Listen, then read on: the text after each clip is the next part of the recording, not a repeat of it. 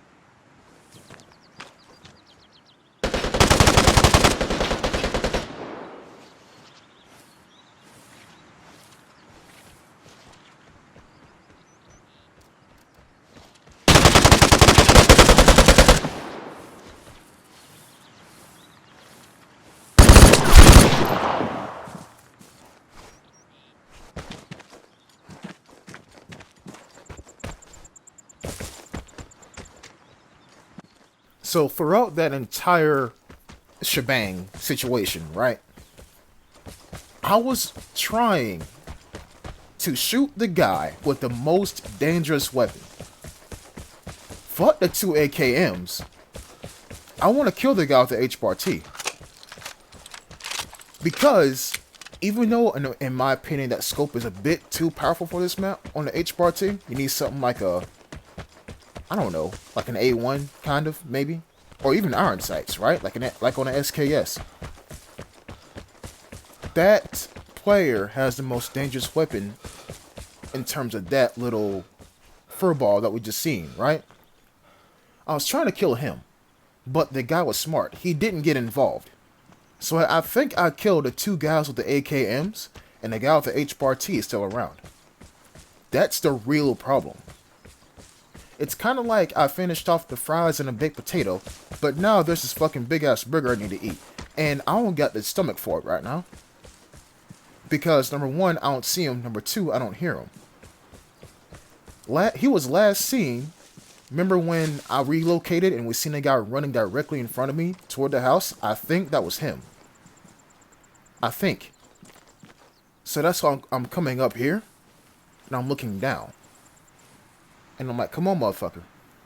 I know you got nothing to shoot at, but you gotta cross a lot of open ground before I see you. And then I don't see anything. And so I'm like, bro, so where can this guy be at? Where can he be at? But then I hear this beneath me. There is a person directly beneath me. Now, I would sit here and not talk over this right here. But you're probably not going to hear it anyways. So I'm going to let you know when I hear a footstep or two. Right here. Notice how I turn my camera? Here's the thing. Directly underneath me is that room where the barred house is. Not barred house, but the safe is.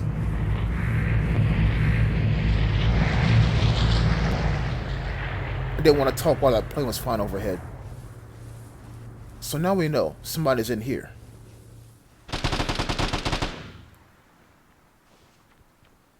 Footsteps. Reloading. I'm still up here because they got 3 ways to exit. Directly beside me. I don't know what the fuck that was, but I think I just heard a body drop. So now that I know that there are 2 people down there, I'm gonna go back over here and see what these guys had on them. Because I'm pretty sure the guy with the HBAR-T did not bother to loot these bodies. Pretty sure.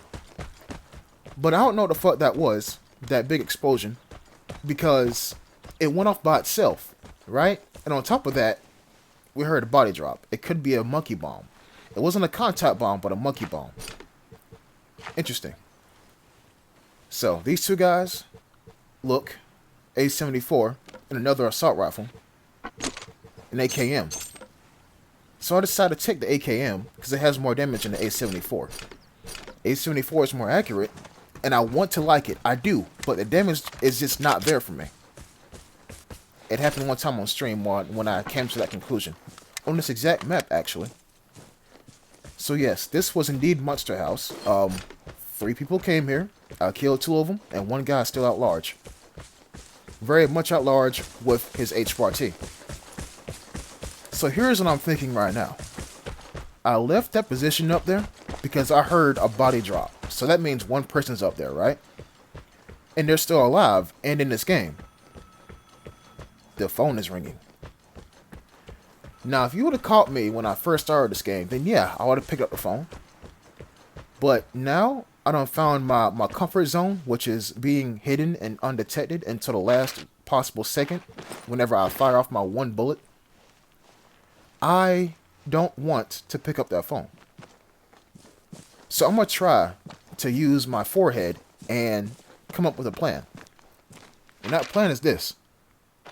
Try to set up to where I can watch the most obvious path from that top gun emplacement down here to this detector. This is the most obvious path. I should see him. running down here.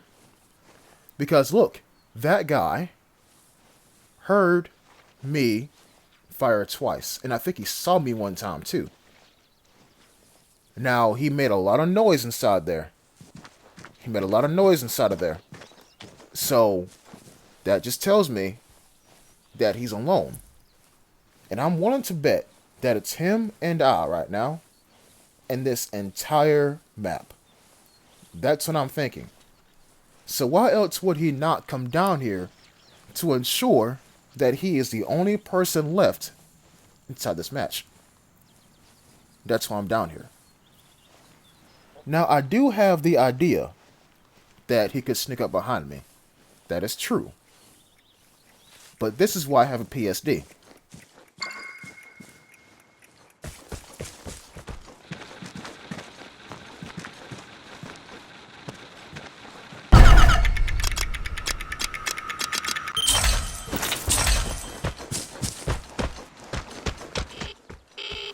And so, that is the end of this encounter. Homeboy didn't want the airdrop, and he made it easier for me to snatch it and then dip. Now, that could have gone wrong very easily. It could have. All he had to do was chase me with this H-Bar-T, and I probably would have been dead. The H-Bar-T is more accurate than this UK. We all know that. We all know that. Also, he could have ran me into the corner of a map, or into a corner of the map, and I would have been, how can I put this? Fucked. All I had to do was keep running. Now, obviously the guy had objectives. All he wanted to do was snatch something really important and leave. I can respect that. He didn't care about the airdrop. I can respect that too. But here's what I want y'all to realize. Here's what I want y'all to learn. If you hear somebody important, try to wait until you can kill that somebody important. It's called target prioritization.